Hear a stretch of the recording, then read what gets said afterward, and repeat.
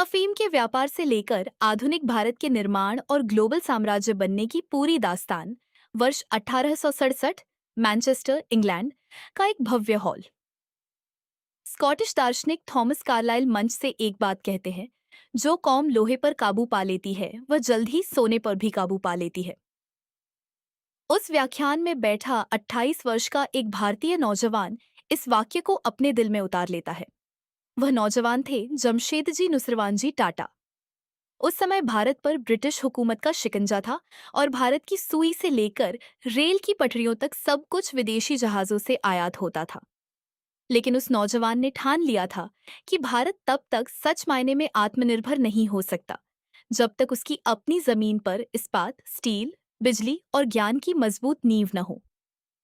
आज ब्रांडवाणी समाचार पर जानिए कैसे गुजरात के नवसारी से निकलकर वैश्विक व्यापार के उतार चढ़ावों को पार करते हुए टाटा समूह ने देश की औद्योगिक रीढ़ तैयार की और दुनिया के सबसे भरोसेमंद व विशाल बिजनेस साम्राज्य का निर्माण किया।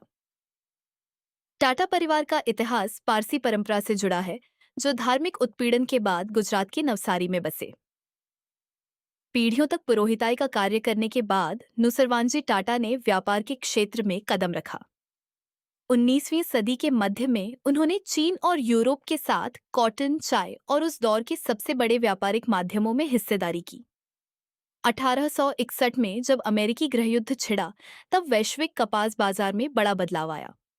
इस दौरान मिले अनुभवों और मैनचेस्टर की यात्रा के बाद जमशेदजी टाटा ने महसूस किया कि केवल व्यापार करने के बजाय उत्पादन, मैन्युफैक्चरिंग में उतरना देश और उद्योग के लिए असली शक्ति बनेगा।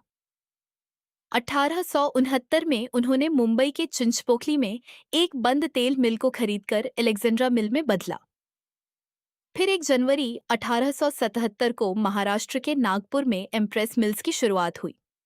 जमशेदजी केवल कारखाने नहीं बना रहे थे, बल्कि एक नया वर्क कल्चर गढ़ रहे थे।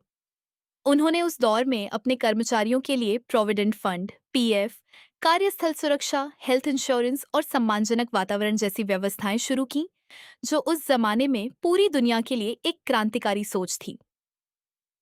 टेक्सटाइल में सफलता के बावजूद जमशेदजी की नज़र एक बड़े मिशन पर थी, भारतीय इस्पात, स्टील। इस्पात संयंत्र के लिए 3 मुख्य घटकों की आवश्यकता थी: उच्च कोटि का लौह अयस्क, आयरन और कोयला और प्रचुर जल स्रोत। जमशेदजी ने अमेरिकी consulting engineer Charles page Perrin को भारत आमंत्रित किया। जब 1904 में जमशेदजी का देहांत हुआ, तो उनका यह सपना अधूरा लग रहा था। लेकिन उनके सुपुत्र सर दोराबजी टाटा और भतीजे शापूरजी सकलातवाला ने इस संकल्प को रुकने नहीं दिया। 26 अगस्त 1907 को Tata iron and steel company TISCO की नींव रखी गई। जब ब्रिटिश हुकूमत और विदेशी निवेशक संशय में थे, तब टाटा ने भारत की आम जनता के सामने पब्लिक इश्यू जारी किया और हजारों भारतीयों ने अपनी पूंजी लगाकर इस स्वदेशी सपने को साकार किया। उस दौर में ब्रिटिश अफसर फ्रेडरिक अपकॉट ने मजाक उड़ाते हुए कहा था कि अगर टाटा रेल की पटरियां और स्टील बना पाए तो मैं उसका हर एक टुकड़ा खा जाऊंगा। 1914 में जब प्रथम विश्व युद्ध शुरू हुआ, तो ब्रिटिश हुकूमत को रेल पटरियों और सैन्य ढांचे के लिए व्यापक स्टील की आवश्यकता पड़ी। साक्ची में बने 3 लाख टन स्टील ने युद्ध अभियानों में केंद्रीय भूमिका निभाई। इस असाधारण योगदान को देखते हुए 2 जनवरी 1919 को भारत के तत्कालीन वायसराय लॉर्ड चेम्सफोर्ड ने साक्ची का नाम बदलकर संस्थापक के सम्मान में जमशेदपुर और रेलवे स्टेशन का नाम टाटानगर घोषित किया। युद्ध के बाद जब वैश्विक मंदी और जापानी बाजार में आए संकट के कारण कंपनी पर वित्तीय संकट गहराया, तो सर दोराबजी टाटा ने कंपनी और कर्मचारियों को बचाने के लिए अपनी निजी संपत्ति और पत्नी के आभूषण तक गिरवी रख दिए। 1938 में इस विशाल विरासत की बागडोर जहांगीर रतनजी दादाभाई JRD टाटा के हाथों में आई। JRD एक दूरदर्शी उद्योगपति थे। 1932 में उन्होंने भारत की पहली वाणिज्यिक एयरलाइन टाटा एविएशन, कालांतर में एयर इंडिया, शुरू की। 1945 में भारी इंजीनियरिंग और लोकोमोटिव्स के लिए टेल्को, वर्तमान टाटा मोटर्स, की स्थापना हुई।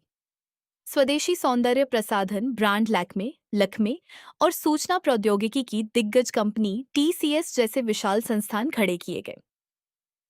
आजादी के बाद की समाजवादी नीतियों, राष्ट्रीयकरण के दौर और MRTP एक्ट जैसी विनियामक चुनौतियों के बीच भी टाटा समूह ने नैतिक मूल्यों, कर्मचारी कल्याण और राष्ट्र निर्माण को सर्वोपरि रखा।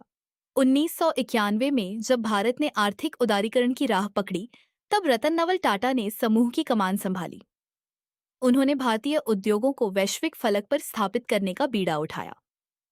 2007 में टाटा स्टील ने एंग्लो डच स्टील निर्माता कंपनी कोरस का 12.1 बिलियन डॉलर में ऐतिहासिक अधिग्रहण किया। यह वही ब्रिटिश स्टील उद्योग था जिसने कभी भारतीयों की क्षमता पर सवाल उठाए थे। इतिहास ने अपना चक्र पूरा कर लिया था। एक छोटे से पारसी परिवार के संकल्प से आरंभ होकर घने जंगलों में देश का पहला स्टील प्लांट खड़ा करने और आज विश्व पटल पर भारत का गौरव बढ़ाने तक, टाटा की यह यात्रा केवल मुनाफे का कारोबार नहीं, बल्कि एक राष्ट्र के आत्मविश्वास की अमर गाथा है। जिस सपने की शुरुआत 1867 में मैनचेस्टर के एक हॉल से हुई थी, वह आज 21वीं सदी के आत्मनिर्भर भारत की सबसे मजबूत बुनियाद बन चुका है।